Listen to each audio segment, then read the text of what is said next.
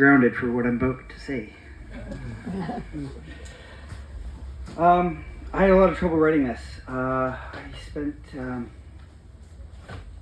long time writing this. Normally words come to me pretty easily, but this was really hard. How do you put someone's life into 10 minutes, especially Allyson's? I have barely read this, so they're all prepared, but here we go. 11 years ago today, it's our anniversary, Allyson and I invited several of you to my mom's place in Allyson for a small event. We had a minister show up, and we got married. It was one of the happiest days of my life, to marry such a beautiful, kind, simple... Are we taking bets on whether they're going to say this or not? Kind, simple, and loving woman. We had hoped to live a long, sarcastic life, checking in one day at a time if we still wanted to do this or not. However, cancer had other plans. After she was diagnosed, she had hoped to make it to Laura's 18th birthday, and then reduce that to Laura's first day of school, but cancer had other plans. She always wanted to see Aruba, where her grandfather was stationed during the war, but cancer had other plans. She would ask me if she was a good person. She tried to do good things in her life. Did she deserve us? Maybe if I do more good, I can stay longer, but cancer had other plans. It's hard for me to think of good times in our relationship. It seems so long ago. We met in 2012, got married in 2013, and had Case in 2015. For all those years after, we have been battling to do what's best for our family and just survive. But for 3 years, I got to know how fun and beautiful she was and fall immensely in love with her. Not only did we epitomize the DFMOG, very early in our relationship, sorry, if you know what that is, you'll know. Very early in our relationship, we developed the moniker of Team Short Straw for ourselves. We had discussed the scars we developed growing up and the shit luck we both had, and Team Short Straw was born. We had no idea the reality that saying would bring to our lives going forward. Allyson was a mum first. No matter what she had going on, she took care of all her babies primarily. I hear the same platitude all the time. Jeff, you're doing such a great job. But none of what I do would be possible without her. Allyson trained me well. Her instincts for raising children were absolutely spot on. She knew to sacrifice nothing for naps, and now I have 3 great sleepers. She thought 3 steps ahead so that anything that turned into bad behavior was stopped before it even began. I'm going to miss that instinct in the next stage of their development. Allyson adored her career and took great passion and care in her students. During her first round of treatments, a tour was arranged in Thamesford, a town north of here that she taught in for 10 years.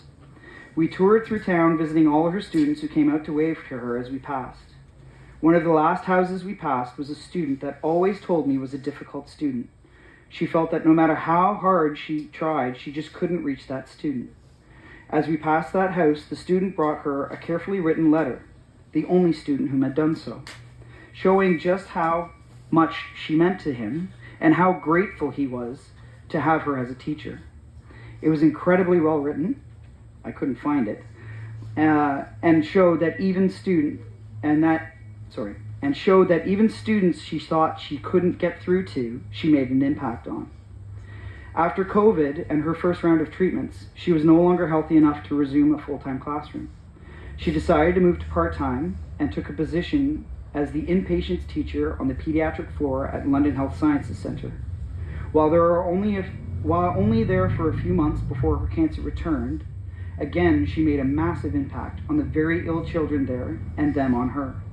She loved that job, teaching without politics and making huge impacts on students' lives as they went through treatments. She wanted to build that position to something even more meaningful, but again, cancer had other plans. Allyson and I have been in the trenches for the better part of a decade together. I'm told marriages don't last after Case. I've seen it. I'm told husbands walk out on their wives after a cancer diagnosis. Our marriage was hard. We were opposites in more ways than we were the same.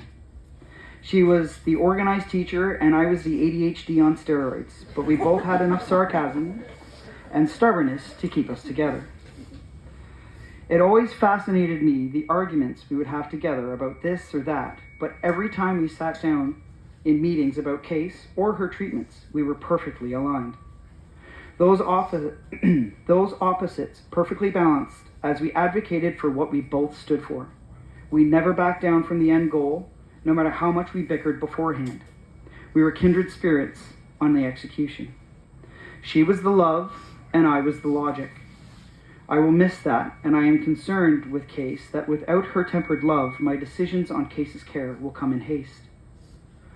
My stepfather has always said, people are in your life for a reason, a season, or a lifetime.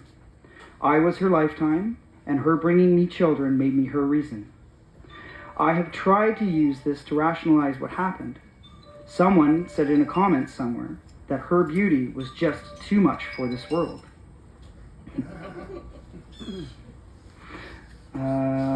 Someone said in a comment somewhere that her beauty was just too much for this world. But I've had a hard time with all of this. Life brought her 3 beautiful children and then just tossed her in the garbage after. My sorrow for her tragedy is immense, and I'm not sure I'll ever get over it. I'm not sure I want to. Allyson was selfless. It was what I love most about her. Well, that and her sarcasm and sense of humor. Sometimes her selflessness came at the expense of her family, but that's what made her amazing. She remembered birthdays, thoughtful gifts, or the one thing that would always brighten your darkest day, no matter how sick and in pain she was. She also touched everyone she met, no matter how brief the encounter. On the day of her passing, she was to see a PSW. I tried to cancel them, but that didn't reach the PSW in time. She called to ask when a good time to see her was, and I had to tell her that she passed. The PSW thought I had to be joking. It couldn't be true. She broke down so completely on the phone. This was a PSW, and even then, Allyson touched her life significantly. Speaking of her sense of humor and sarcasm, in her final days, our fridge was going. It had been going for months, but I just kept defrosting it. On the final weekend, I decided I didn't have time to deal with a fridge to conk out on us and went downtown and bought the first fridge that fit. They booked us for Wednesday delivery. On the last day of her life, a Wednesday, her breathing slowed significantly that morning and we knew it was close. The doctor came along with a nurse, and as we held a close vigil in the final hour of her life, Allyson had the fridge show up. Thanks, love. Well played. Allyson loved her music. When we were dating, she carried around an iPod with these really shitty speakers connected to it.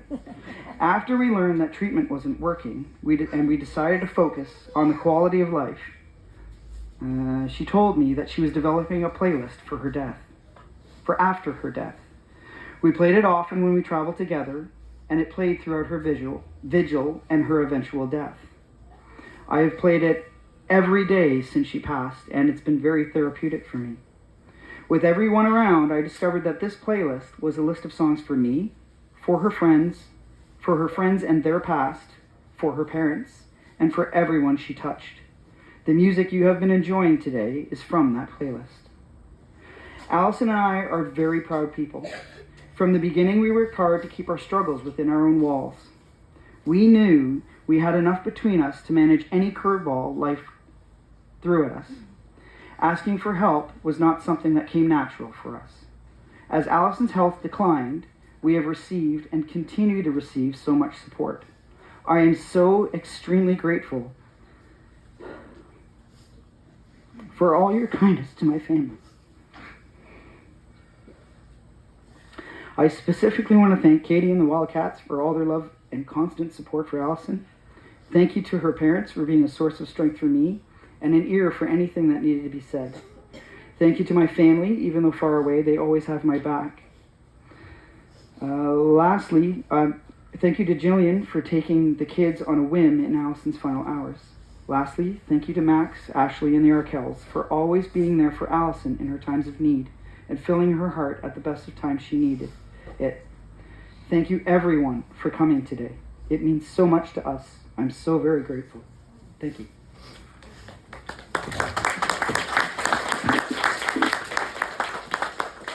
Is Hank there?